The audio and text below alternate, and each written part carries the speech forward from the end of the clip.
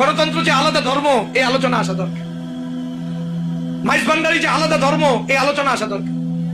ইয়ারা যে আলাদা ধর্ম, এই আলোচনা আসা দরকার। যেহেতু আলোচনার টেবিলে একটা আসছে, কাদিয়ানির আলাদা ধর্ম, ইয়ারাও আলাদা ধর্ম, বাউলরাও আলাদা ধর্ম, সেকুলারিজমরাও আলাদা ধর্ম, জাতীয়তাবাদ আলাদা ধর্ম, গণতন্ত্র আলাদা ধর্ম।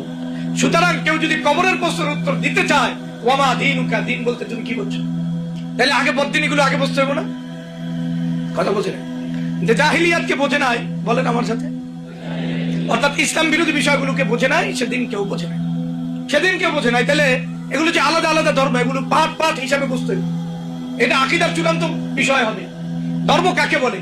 যেটা মানুষ তার জীবনে ফলো করে, যেটা মানুষ তার চেতনায় লালন করে, যেটা মানুষ তার ভাষায় প্রকাশ করে, যেটার মাধ্যমে মানুষ তার সামাজিক জীবন এবং তার রাষ্ট্রীয় জীবন, ব্যক্তিগত পারিবারিক সব জীবনটাকে সে সাজায়, ওটাই তো ধর্ম। কথা বলে।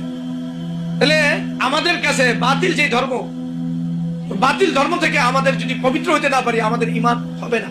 কাশ্মীর রহমতুল্লাহ আলাইহি এই কথাই বলছেন, এই কথাই বলছেন, ওয়াত্তাবাররু আন কুল্লি দীনিন সিওয়া, যে ঈমান পরে ঈমানের যে সংজ্ঞা, এই সংজ্ঞার ভিতরে এটা অবশ্যই যুক্ত।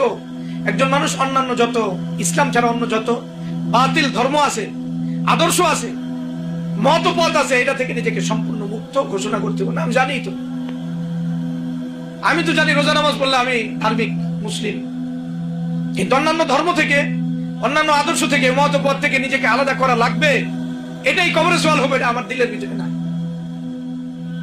কোন ধরনের এদের সাথে সম্পর্ক আমাকে কবরের সওয়াল আটকে দিতে পারে, আটকে দিতে পারে, এটা হিসাব করতে হবে।